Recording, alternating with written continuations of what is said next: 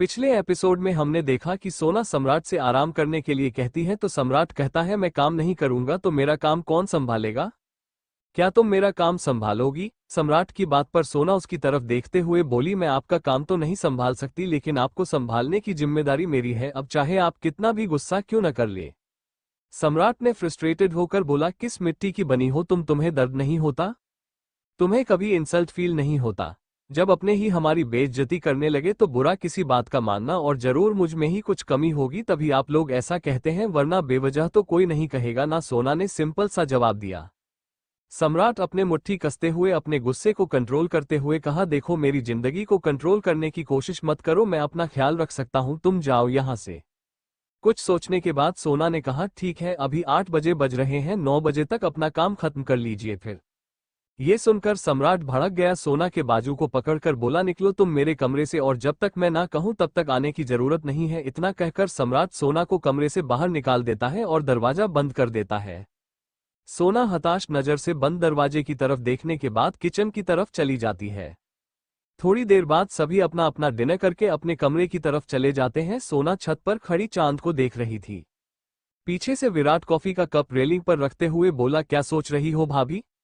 विराट की आवाज सुनकर सोना उसकी तरफ देखते हुए बोली भैया आप मुझे बता सकते हैं कि वो ऐसे क्यों है? विराट ने अपना एक आईब्रो ऊपर उठाते हुए कहा वो मतलब कौन? नाम लीजिए, उसने जानबूझकर उसे परेशान करते हुए कहा। सोना ने थोड़ा हिचकिचाते हुए कहा सम्राट। सम्राट ऐसे क्यों है? विराट सोना की बात पर बोला भाभी भाई हमेशा से ऐसे नहीं थे, वो पहले मुंबई में नहीं रहते थे, हमारा असम में पुश्तैनी घर है जहां दादाजी और दादी माँ रहते हैं। भाई 12 साल तक उन्हीं के साथ रहे, पर फिर रचना चाची उन्हें अपने साथ मुंबई ले आई, उनकी देखभाल की। विराट की बात को ध्यान से सुनते हुए सोना बोली तो आप कहना चाहते हैं कि चाचा जी की परवरिश के कारण वह ऐसे हैं? विराट ने जल्दी से अपना सिर ना में हिलाते हुए बोला मेरा ऐसा मतलब नहीं है, पर थोड़ा बहुत उनके परवरिश का असर भी है। दूसरी बात यह है कि कॉलेज टाइम में भाई शांत रहना पसंद करते थे, तब उनका एक दोस्त था जिसका नाम केशव था, दोनों बेस्ट फ्रेंड थे। सोना जो उसकी बातें बड़े ध्यान से सुन रही थी उसने कहा आगे। विराट थोड़ा हताश होकर बोला उनके दोस्त ने सुसाइड कर ली। सोना ने हैरानी से पूछा लेकिन क्यों? केशव भाई जिस लड़की से प्यार करते थे वो लड़की एक गोल्ड डिगर थी। उसने सिर्फ और सिर्फ पैसों के लिए केशव भाई को अपने प्यार के जाल में फंसाया था और बाद में छोड़ दिया। इस सदमे को केशव भाई झेल नहीं सके और सुसाइड कर लिया, और वो लड़की एक मिडिल क्लास फैमिली से थी। तब से भाई को मिडिल क्लास वालों से नफरत हो गई है। सोना विराट की बात को ध्यान से सुन रही थी, वो कुछ नहीं कहती तो विराट ने आगे कहा आपको ज्यादा सोचने की जरूरत नहीं है भाभी, भाई को अगर किसी चीज को प्यार से समझाया जाए तो वह समझ जाते हैं। सोना हल्का सा मुस्कुराकर बोली थैंक यू भैया, मुझे इस बारे में बताने के लिए, कम से कम मैं उनकी प्रॉब्लम को समझकर उनकी कुछ मदद कर पाऊंगी। विराट सोना की बात पर बोला वैसे भाई की तबीयत तो ठीक है ना? हाँ उनकी तबीयत बिल्कुल ठीक है, सोना ने जवाब दिया। विराट वहां से जाने को हुआ तो सोना ने कहा भैया क्या मुझे आपका मोबाइल मिल सकता है? मुझे मेरे पापा को कॉल करना था, मेरा फोन टूट चुका है। सोना की बात पर विराट ने कुछ नहीं कहा और झट से अपना मोबाइल आगे बढ़ा दिया। सोना अपने पापा का नंबर डायल करती है, कुछ रिंग के बाद दूसरी तरफ से आवाज आती है हेलो। सोना सुकून से अपनी आंखें बंद कर धीरे से बोली पापा। शेखर जी ने कहा सोना बेटा कैसी हो तुम? दामाद जी की तबीयत कैसी है? सोना अपने पिता की बात पर बोली वह बिल्कुल ठीक है पापा, माँ कैसी है और सुधांशु के बारे में कुछ पता चला? सोना की बात पर शेखर जी ने कहा तुम्हारी माँ की तबीयत बिल्कुल ठीक है बेटा, सुधांशु का फोन आया था, उसने कहा है कि वह अपने दोस्तों के साथ कैंपिंग के लिए गया है, 2-3 दिन में आ जाएगा। शेखर जी के बात पर सोना कुछ सोचते हुए बोली आपने सुधांशु से काव्या के बारे में पूछा पापा? शेखर जी जल्दी से कहा सुधांशु अपने दोस्तों के साथ गया है, मुझे नहीं लगता कि काव्या उसके साथ होगी, अगर ऐसा होता तो सुधांशु मुझे जरूर बताता। सोना अपना सर हाँ में हिला देती है और कुछ देर बातें करने के बाद कॉल कट कर देती है। वो फोन में टाइम देखती है, रात के 10 बजे बज रहे थे। सोना ने खुद से कहा उन्होंने अपना खाना भी नहीं खाया होगा। इतना सोचते हुए सोना जल्दी से नीचे आती है, विराट को फोन वापस करने के बाद किचन में चली जाती है। सोना खाना लेकर दरवाजे पर नॉक किया, दरवाजा खुल जाता है। सोना थोड़ा सा दरवाजा पुश करके अंदर आती है, देखती है कि सम्राट अभी भी काम कर रहा है। जिसे देखकर सोना सम्राट से बोली रात के 10 बजे बज गए हैं, आपने खाना नहीं खाया, पहले खाना खा लीजिए, इसके बाद अपना काम करते रहना। सम्राट अपनी नजर उठाकर सोना को देखते हुए बोला तुम मुझे बता रही हो या फिर मुझे ऑर्डर दे रही हो कि मुझे खाना खाना है? सोना सम्राट की बात पर इस बार एटीट्यूड में बोली, मैं बस आपसे कह रही हूँ रात काफी हो गई है, अपना खाना खा लीजिए, मैं आपको कोई ऑर्डर नहीं दे रही, आपको ऑर्डर देने का मतलब अपना सिर दीवार पर मारना है। सम्राट अपना लैपटॉप बंद करते हुए बोला, आ गई अपनी असली औकात पर। सोना सम्राट की बात पर बोली, औकात की बात आप ना ही करें तो अच्छा है, क्योंकि अभी तक मैं आपकी औकात के बारे में बात की ही नहीं है। सम्राट अपने कदम सोना की तरफ बढ़ा देता है तो सोना खाने की प्लेट कॉफी टेबल पर रखते हुए कहती है, लगता है आपकी तबीयत बिल्कुल ठीक हो गई है। सम्राट सोना को कमर से पकड़कर अपने पास खींच लेता है और उसके गले पर बाइट करते हुए कहता है, तुम इतना कॉन्फिडेंस लाती कहां से हो? अचानक सम्राट के ऐसा करने से सोना की आंखें बंद हो जाती है। वो धीरे से कहती है, जो सही होता है उनके अंदर कॉन्फिडेंस आ ही जाता है, मैंने कोई गलती नहीं की है। सम्राट अपनी पकड़ सोना के कमर पर कसते हुए बोला, लेकिन शायद तुम हमेशा भूल जाती हो कि तुम सम्राट ओबरॉय के सामने खड़ी हो, जिसके सामने कोई नजरें उठाने से पहले 2 बार सोचता जरूर है। सोना सम्राट के सीने पर हाथ रख उसे धक्का देने की कोशिश करती है तो सम्राट ने उसकी कलाई को मजबूती से पकड़ते हुए कहा, कोशिश भी मत करना वरना दर्द सिर्फ तुम्हें होगा, मुझे नहीं। सोना की आंखें नम हो जाती हैं, उसने धीरे से कहा, आप मुझे चोट पहुंचा रहे हैं। सम्राट सोना के शरीर से आती हुई भीनी भीनी खुशबू को महसूस करते हुए बोल, पति हूं तुम्हारा, चोट पहुंचाने और मरहम लगाने का हक मुझे है। इतना तो समझती हो ना तुम? सोना सम्राट की बात पर बोली, लेकिन बेवजह तकलीफ देना हरेसमेंट कहलाता है। सम्राट सोना को छोड़ देता है, 2 कदम पीछे हो जाता है और अपने एक आईब्रो ऊपर करते हुए कहा, क्या कहा तुमने कि मैं तुम्हें हैरस कर रहा हूं, इसलिए मैंने तुम्हें छोड़ दिया, फिर भी तुम मुझे इस नज़र से क्यों देख रही हो? सोना ने सम्राट की बात का कोई जवाब नहीं दिया और उसके लिए कपड़े निकालते हुए कहती है, मैंने डॉक्टर सक्सेना को कॉल किया था, आपके सिचुएशन के बारे में बताया तो उन्होंने कहा कि आप गर्म पानी से बात ले सकते हैं। सम्राट ने उसे टेढ़ी नज़र से देखते हुए कहा, ठीक है तो अब तुम मुझे नहलाओगी? सोना उसकी बात पर हैरानी से उसे देखने लगती है, लेकिन मैं कैसे? सम्राट ने शरारती आवाज में कहा, क्या तुमने आज से पहले मुझे बिना कपड़ों के कभी नहीं देखा? आफ्टर ऑल हम एक कंबल के नीचे कई बार रह चुके हैं। सम्राट के इस बात पर सोना के गाल और कान लाल हो जाते हैं। सम्राट उसे ब्लश करता हुआ देखकर एरोगेंट आवाज में बोला, मैंने तुम्हें यहां ब्लश करने के लिए नहीं कहा है, मैंने कहा कि तुम मुझे बात दोगी। सोना सम्राट की बात पर धीरे से बोली, प्लीज आप मुझे इस तरह से परेशान मत कीजिए, मैं यह नहीं कर सकती। सम्राट फिर से सोना को कमर से पकड़कर बोला, अगर तुम नहीं कर सकती तो मैं तुम्हें अपने साथ बात एंजॉय करने पर मजबूर कर सकता हूं। सोना एक गहरी सांस लेकर सम्राट के लिए निकाले कपड़ों को लेकर बाथरूम चली जाती है और सम्राट भी उसके पीछे पीछे आ जाता है। सम्राट बाथरूम का दरवाजा अंदर से बंद कर देता है। सोना ने हिचकिचाते हुए सम्राट को देखते हुए कहा, आप अपने कपड़े। सम्राट बाथटब में जाते हुए बोला, I will do mine, you take off your. सोना सम्राट के बात पर अपनी आंखें बड़ी बड़ी करते हुए बोली, लेकिन मुझे नहीं नहाना है। सम्राट सोना की बात पर रुक जाता है, पलटकर सोना को घूरते हुए देखकर कहता है, मैंने कहा कि हम दोनों साथ में एंजॉय करेंगे। सम्राट अपना शर्ट निकालकर फेंक देता है, फिर अपना पैंट निकालते हुए बाथरूम में उतर जाता है। सोना उसकी तरफ एक नज़र देखती है तो उसकी नज़र सम्राट के गले पर जाती है जहां इटालियन में कुछ लिखा हुआ था। सोना थोड़ा सा पास जाती है तो इटालियन में सम्राट का नाम लिखा हुआ था। सम्राट सोना को अपने सामने देखकर उसके हाथ को पकड़कर बाथटब में खींच लेता है। सोना छपाक की आवाज के साथ सम्राट के सीने पर गिर जाती है। सोना हैरानी से सम्राट की तरफ देखने लगती है तो सम्राट उसके कमर पर हाथ रखते हुए कहा, अब चलो नहलाओ मुझे। सोना बॉडी सीरम लेकर सम्राट को लगने लगती है, तब तक सम्राट उसके बालों से खेलता है। सोना सम्राट को देखते हुए पानी उसके ऊपर फेंकती है तो सम्राट अपनी आंखें छोटी छोटी करके सोना को घूरने लगता है। सोना सम्राट के रिएक्शन पर जल्दी से बोली, आई एम सॉरी। इतना कहकर सोना स्पंज से सम्राट की बॉडी को क्लीन करने लगती है। सम्राट सोना के बालों को उसके कान के पीछे करते हुए बोला, बहुत प्यार करती हो ना तुम अपनी फैमिली से? सोना सम्राट की बात पर रुक जाती है और उसको देखने लगती है तो सम्राट सोना के हाथ को पकड़कर फिर से उस स्पंज को रगड़ने में उसकी मदद करते हुए कहता है, क्या हुआ, तुम रुक क्यों गई? मैंने कुछ सवाल पूछा तुमसे। जिस पर सोना ने धीरे से कहा, जिस तरह से आप अपने परिवार से प्यार करते हैं उसी तरह मैं भी अपने परिवार से प्यार करती हूँ। सोना के बात पर सम्राट ने उसके चेहरे को अपनी हाथों में भरते हुए बोला, सोचो मैं तुम्हें इस बाथरूम में इस बाथटब में मार दूं तो तुम्हारे परिवार वाले तो जीते जी मर जाएंगे। सोना सम्राट की आंखों में देखते हुए बोली, मैं हार नहीं मानूंगी, आपको जो करना है आप कर सकते हैं। सम्राट ने सोना की बात पर उसके जबड़े को मजबूती से पकड़कर बोला, सोना अवस्थी, तुम सिर्फ इस 4 दीवारी के अंदर मेरी बीवी हो, इसके अलावा बाहर तुम्हारी मेरे सामने कोई औकात नहीं। सोना सम्राट के हाथ को पकड़कर बोली, वह तो तब पता चलेगा ना जब आप मुझे इस घर से बाहर जाने देंगे। सोना की बात पर सम्राट उसकी तरफ घूरकर देखता है और सोना की साड़ी निकालकर बाथटब के नीचे फेंक देता है।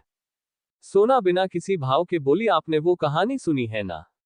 वो अभी बोल ही रही थी कि सम्राट उसके कान पर बाइट करते हुए बोला, मेरे पास टाइम नहीं है तुम्हारी फालतू बातें सुनने के लिए, अभी जो कर रहा हूं उसमें फोकस करने दो।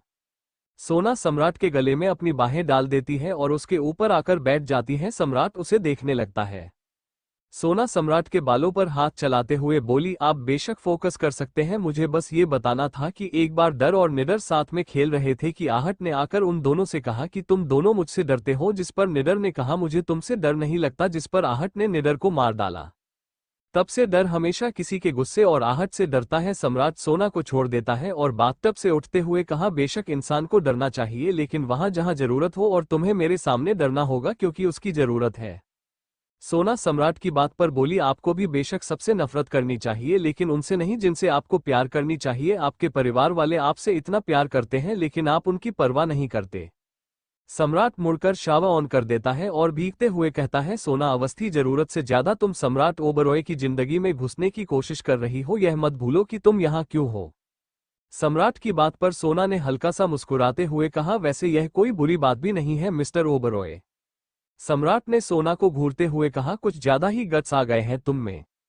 सोना सम्राट की बात पर मुस्कुराती है, जिससे सम्राट चिढ़ जाता है और अपना अंडरवियर निकालकर फेंक देता है, जिस पर सोना अपनी नजर फेर लेती है। सम्राट एक सरकास्टिक स्माइल के साथ बाथरोब पहनता है और बाथरूम से बाहर चला जाता है। सोना जाते हुए सम्राट पर मुक्का दिखाते हुए धीरे से बोली, निहायती बेशर्म इंसान है, थोड़ी तो शर्म करनी चाहिए। इतना कहते हुए सोना जी भरकर सम्राट को कोसने के बाद शावर लेती है और टॉवल लपेटकर बाथरूम से बाहर आ जाती है। वो देखती है कि सम्राट किसी से फोन पर बात कर रहा था। उसके चेहरे के एक्सप्रेशन को देखकर ऐसा लग रहा था जैसे वो धीरे धीरे गुस्से से पागल हो रहा हो। सोना जल्दी से क्लोजेट की तरफ चली जाती है, फिर कुछ देर में वह कपड़े बदल कर आती है तो देखती है सम्राट सोफे पर बैठा हुआ है। उसके चेहरे की रंगत ऐसी है जैसे वह अभी किसी का खून कर देगा। सोना थोड़ी हिम्मत करके पूछती है, आपको क्या हुआ? सम्राट सोना को अपने गुस्से भरी आंखों से घूरते हुए बोला, शनाया कपूर के साथ तुमने क्या किया है? सोना सम्राट के सवाल पर हैरान होते हुए बोली, आप कहना क्या चाहते हैं? मैं भला किसी के साथ क्यों कुछ करने लगी? सम्राट सोना के ऊपर चिल्लाते हुए कहा, कुबेर कपूर ने एफआईआर दर्ज किया है कि सोना अवस्थी ने उनकी बेटी शनाया कपूर को किडनैप किया है। सोना हैरानी से सम्राट की तरफ देख रही थी, उससे अपने कान पर यकीन नहीं हो रहा था कि सम्राट ने शनाया कपूर के किडनैप होने का इल्जाम उस पर लगाया है। सोना को इस तरह से खोया हुआ देखकर सम्राट एक बार फिर थोड़ी तेज आवाज में बोला, कहाँ खो गई? क्या जो कुछ भी अफवाहें उड़ रही है सच है? अगर ऐसा कुछ भी हुआ सोना अवस्थी तो मैं तुम्हें छोड़ूंगा नहीं। सम्राट की गुस्से भरी आवाज पर सोना रुआंसा चेहरा बनाकर बोली, मैंने ऐसा कुछ नहीं किया, मेरी बात पर यकीन कीजिए। मैंने तो कभी शनाया को देखा भी नहीं है और बेवजह उनके पिता मुझ पर उनकी किडनैप का इल्जाम लगा रहे हैं। सम्राट कुछ देर सोना को घूरने के बाद बोला, मुझे तुम पर यकीन नहीं है, लेकिन तुम्हारा नाम मेरे नाम से जुड़ा हुआ है और ये बात मीडिया वालों को बहुत ही जल्द पता चल जाएगी, इसलिए मैं तुम्हें इस सब से बाहर निकाल लूंगा, लेकिन बदले में तुम्हें मेरी बहन मुझे वापस करनी होगी। सम्राट की शर्त पर सोना हैरान होते हुए बोली, लेकिन मुझे खुद नहीं पता कि काव्या कहाँ है, मैं उसे कहाँ से लेकर आऊंगी। मैंने आज सुधांशु के बारे में पापा से बात की, पर सुधांशु कुछ दिनों के लिए अपने दोस्तों के साथ ट्रिप पर गया है, 2-3 दिन में वह वापस आ जाएगा, इसका मतलब है कि काव्या उसके साथ नहीं है। सम्राट ने सोना को घूरते हुए बोला, तो तुम्हें लगता है कि मेरी बहन किसी और के साथ भाग गई है? सोना सम्राट की बात पर जल्दी से बोली, मेरे कहने का यह मतलब नहीं था, लेकिन ऐसा भी तो हो सकता है कि काव्या मिस्टर कपूर के बेटे से शादी नहीं करना चाहती हो और आपके सामने आज तक कोई बोल नहीं पाया है तो उसने भी हिम्मत न किया हो सकता है वह अपनी जिंदगी बर्बाद नहीं करना चाहती थी और उसकी बात पर सम्राट ने गुस्से से बोला, शट अप, तुम्हें लगता है कि मैं अपनी बहन की जिंदगी बर्बाद कर रहा था, उसे बेच रहा था? उसकी बात पर सोना ने अपना सिर झुका दिया, सॉरी, पर आप खुद भी तो अपनी जिंदगी बर्बाद करने जा रहे थे। जिस रिश्ते में प्यार और इज्जत नहीं होते वो रिश्ता कभी नहीं चलता। सम्राट सोफे से खड़ा होकर सोना की तरफ अपने कदम बढ़ाते हुए बोला, तुम्हें बहुत पता है रिश्तों के बारे में, तो बताओ तुम्हारा और मेरा रिश्ता कैसे चल रहा है? सोना सम्राट को अपने पास आता हुआ देखकर 2 कदम पीछे होकर बोली, हमारा रिश्ता चल नहीं रहा है, मैं उसे चला रही हूं। सम्राट ने सोना के जबड़े को मजबूती से पकड़कर बोला, सोना अवस्थी, अपने हद में रहो, जरूर से ज्यादा बोलने वाले और मेरे बात को काटने वाले लोग मुझे बिल्कुल भी नहीं पसंद। मैं सबकी इन्फॉर्मेशन निकलवा रहा हूं, अगर मुझे पता चला कि शनाया की किडनैपिंग में तुम्हारा जरा सा भी हाथ है तो तुम सोच लेना। इतना कहकर सम्राट सोना को झटकते हुए छोड़ देता है और कमरे से बाहर चला जाता है। सोना अपनी आंखों में नमी लिए वही फर्श पर बैठ जाती है। उसे समझ नहीं आ रहा था कि ऐसे अचानक से इतना घटिया और गिरा हुआ इल्जाम उस पर कौन और क्यों लगा सकता है। रात भर सम्राट कमरे में नहीं आया, वो स्टडी रूम में ही था और सोना वहीं फर्श पर बैठे बैठे सो गई थी। अगले दिन सुबह उसकी आंख खुलती है। सोना खुद को फर्श पर देखकर थोड़ी हैरान होती है, लेकिन उसे पिछले रात की बातें याद आने लगती है, जिसे याद कर सोना फिर से परेशान हो जाती है। और जल्दी से फ्रेश होने के बाद सोना बाहर आती है तो देखती है सब लोग हॉल रूम में बैठे बातें कर रहे थे। सोना जल्दी से किचन की तरफ चली जाती है। कुछ देर के बाद सोना सबके लिए चाय बनाकर लाती है और बिना अपने परेशानी किसी को जताए सबको चाय देने लगती है।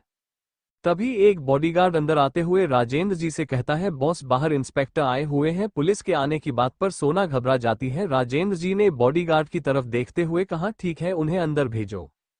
बॉडीगार्ड बाहर चला जाता है और इंस्पेक्टर हवलदार और एक फीमेल पुलिस कांस्टेबल के साथ अंदर आता है।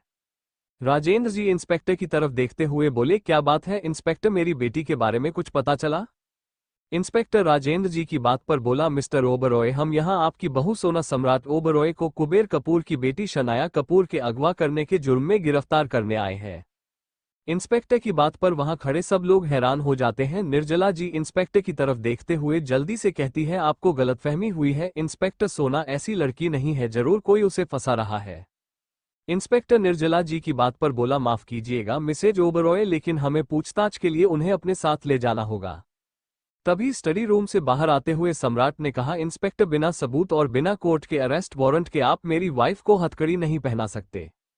सम्राट के बात पर इंस्पेक्टर बोला, हेलो मिस्टर ओबरॉय, आप जो कह रहे हैं वो सच है, लेकिन कपूर फैमिली का प्रेशर है हम पर। अगर यह बात मीडिया में चली गई तो उनके साथ साथ आपके परिवार की भी बेइज्जती होगी, इसलिए हमें सोना जी को गिरफ्तार करना होगा। इतना कहकर इंस्पेक्टर फीमेल कांस्टेबल को देखता है तो फीमेल कांस्टेबल सोना की तरफ बढ़ जाती है। विराट सोना के सामने आकर इंस्पेक्टर से बोला, आपको पता भी है इंस्पेक्टर, आप किसे अरेस्ट करने के बारे में सोच रहे हैं? इस तरह से आप हमारे परिवार की बहू को कैसे गिरफ्तार कर सकते हैं? इंस्पेक्टर ने विराट की बात पर कहा, मिस्टर ओबरॉय, इस तरह से कानूनी काम में हस्तक्षेप करने के लिए मैं आपको भी अरेस्ट कर सकता हूं, इसलिए हट जाइए रास्ते से। सोना उम्मीद भरी नजर से सम्राट की तरफ देखती है। सम्राट इंस्पेक्टर की तरफ देखते हुए कहा, इंस्पेक्टर, मैं सोना को लेकर आ रहा हूं क्योंकि आपके पास अरेस्ट वारंट नहीं है और दूसरा कोई सबूत भी नहीं है कि सोना ने ही शनाया को अगवा किया है, इसलिए सिर्फ शक ने दायरे में आप उसे हथकड़ी पहनाकर नहीं ले न सकते। सम्राट के बात पर इंस्पेक्टर अपना सिर हाँ में हिला देता है और वहां से चला जाता है। इंस्पेक्टर के जाने के बाद सोना सम्राट की तरफ देखने लगती है कि अचानक रचना एक जोरदार थप्पड़ सोना के गाल पर जड़ देती है। वहां खड़े सभी लोग हैरान हो जाते हैं। सोना अपनी आंखों में नमी लिए रचना की तरफ देखने लगती है। उसका चेहरा बुरी तरह से लाल हो गया था और उसका एक हाथ उसके गाल पर था। पीतांबर रचना को सोना से दूर करते हुए गुस्से से बोले, रचना, ये क्या घटिया हरकत है तुम्हारी? घर की नई नवेली दुल्हन पर कोई इस तरह से हाथ उठाता है क्या? रचना पीतांबर के हाथ से अपना हाथ छुड़ाते हुए गुस्से से बोली, तो क्या कोई नई नवेली दुल्हन इस तरह से अपने घर वालों की इज्जत बाहर नीलम करती है? आज तक हमारी चौखट पर पुलिस वालों ने सिर्फ सर झुकाया है, आज इस लड़की के कारण हमारी इतनी बदनामी हो रही है। सोना ने रोते हुए कहा, लेकिन मैंने कुछ नहीं किया है चाचा जी। रचना ने चिल्लाते हुए कहा, चुप करो तुम, अपनी मगरमच्छ के आंसू किसी और के आगे बहना तुम मेरे सामने नहीं। हमारे घर में घुसने के लिए तुम इस हद तक गिर सकती हो, ये तो मैं सोच भी नहीं सकती। शनाया इतनी अच्छी लड़की थी, वही मैं सोचूं कि वो शादी से कैसे भाग सकती है? जरूर तुमने ही उसे अगवा किया होगा। सम्राट, जो अब तक रचना के चिल्लाने की आवाज सुन रहा था, वो एक नजर सोना को देखने के बाद रचना से कहता है, सोना ने कुछ नहीं किया है चाची। सोना सम्राट की तरफ देखने लगती है और बाकी लोग भी सम्राट को देखने लगते हैं। रचना सम्राट की तरफ देखते हुए हैरानी से बोली, सम्राट, तुम इस लड़की पर भरोसा कर रहे हो? क्या तुम भूल गए कि इसने हमारे घर की इज्जत कैसे उछाली है? सम्राट ने शांत भाव से रचना से कहा, मुझे उस पर यकीन नहीं चाची, लेकिन शनाया फ्रांस में है अपने बॉयफ्रेंड के साथ।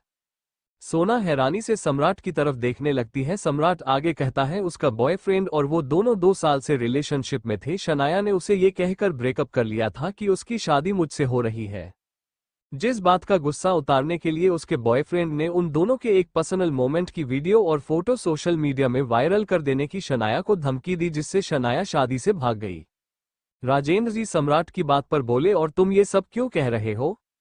राजेंद्र जी के सवाल पर सम्राट ने कहा, क्योंकि मैंने राजीव को रातों रात इन्फॉर्मेशन निकालने के लिए कहा, जिससे मुझे इस बारे में पता चला। मेरे पास सबूत भी है और फोटो भी, साथ ही आज से 5 दिन पहले की शनाया के फ्लाइट टिकट की कॉपी भी है। सम्राट की पूरी बात सुनकर घर के सभी लोग राहत की सांस लेते हैं, लेकिन रचना अभी भी सोना को नफरत भरी नजरों से घूर रही थी। सम्राट सोना की तरफ देखते हुए बोला, चलो पुलिस स्टेशन चलना है। सोना उसकी बात पर अपना सिर हिला देती है और सम्राट के साथ पुलिस स्टेशन के लिए निकल जाती है। निर्जला जी उन दोनों के जाने के बाद बोली, लगता है कि सम्राट सोना को पसंद करने लगा है। निर्जला जी की बात पर राजेंद्र जी ने कहा, इतनी जल्दी उम्मीद नहीं पालनी चाहिए, पहले उनके रिश्ते को कुछ वक्त दो ताकि दोनों गहराई से एक दूसरे को समझ सके। कुछ ही देर में उनकी गाड़ी पुलिस स्टेशन के सामने रुकती है। दोनों अंदर जाते हैं, जहां कुबेर कपूर और उसका बेटा वैभव कपूर बैठे हुए थे। इंस्पेक्टर सम्राट की तरफ देखते हुए बोला, आइए मिस्टर ओबरॉय, आपका ही इंतजार था हमें। आपकी पत्नी से कुछ पूछताछ करनी है। सम्राट ने गुस्से भरी नजरों से कुबेर कपूर को घूरने के बाद एक पेन ड्राइव और फाइल डेस्क पर रखते हुए इंस्पेक्टर से कहा, मेरी बीवी से पूछताछ करने की जरूरत नहीं है इंस्पेक्टर। जरा खुद देख लीजिए कि मिस्टर कपूर की बेटी आखिर में है कहाँ।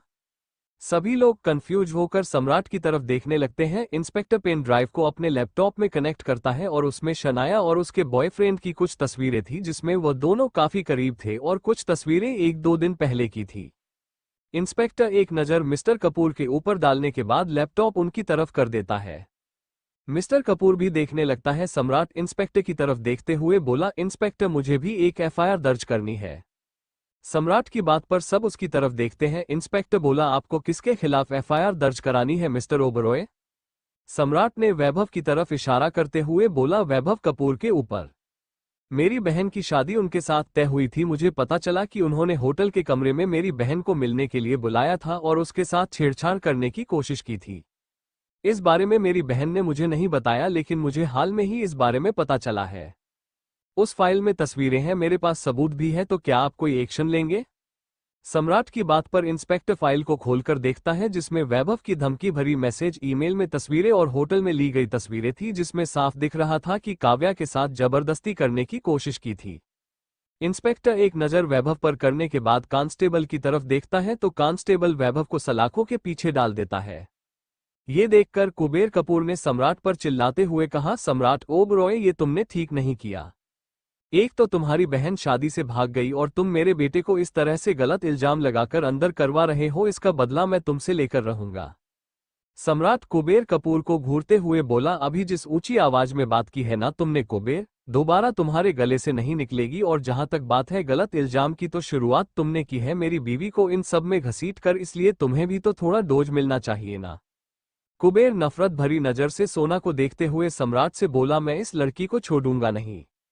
सम्राट सोना के सामने खड़ा होकर कुबेर की आंखों में आंखें डालकर बोला, आजमा कर देख लो, अगर तुम मेरी बीवी को छू भी पाए तो। जब तक मेरा नाम इसके साथ जुड़ा है ना तुम, तो क्या दुनिया की कोई ताकत भी इसे हाथ नहीं लगा सकती। सोना आंसू भरी आंखों से सम्राट को देख रही थी। उसे सम्राट में आज एक अलग ही इंसान नजर आ रहा था, जो कि उसे हर रास्ते पर प्रोटेक्ट कर सकता था। इंस्पेक्टर ने सोना को देखते हुए कहा, मिसेज ओबरॉय, आप यहां पर साइन कर दीजिए, फिर आप जा सकते हैं। सोना इंस्पेक्टर के बताए जगह पर साइन कर देती है और सम्राट कुबेर को वार्निंग भरी नजरों से देखने के बाद सोना के साथ पुलिस स्टेशन से बाहर आ जाता है। सोना सम्राट की तरफ देख रही थी, जिस पर सम्राट बिना सोना को देखकर कहता है, मुझे मेरी बहन चाहिए, फिर तुम तलाक ले सकती हो। सम्राट की बात पर सोना हैरानी से उसकी तरफ देखने लगती है। उसे यकीन नहीं हो रहा था कि कुछ देर पहले जो सम्राट उसके लिए कुबेर कपूर से लड़ रहा था, वो सम्राट अब उसे तलाक देने की बात कर रहा है। सोना अपनी आंखों में नमी लिए सम्राट से बोली, आप ऐसा क्यों कह रहे हैं? मैंने कोई गलती की है क्या? मुझे तलाक मत दीजिए, मेरे पापा जीते जी मर जाएंगे। सम्राट सोना की आंखों में देखते हुए बोला, तो क्या तुम मर मर के मेरे साथ जी पाओगी? सोना हैरानी से सम्राट की तरफ देखने लगती है। क्या सच में सम्राट सोना को तलाक दे देगा? क्या सम्राट कभी सोना से प्यार कर पाएगा या नहीं? और काव्या कहाँ है? इन सभी सवालों के जवाब जानने के लिए बने रहिए।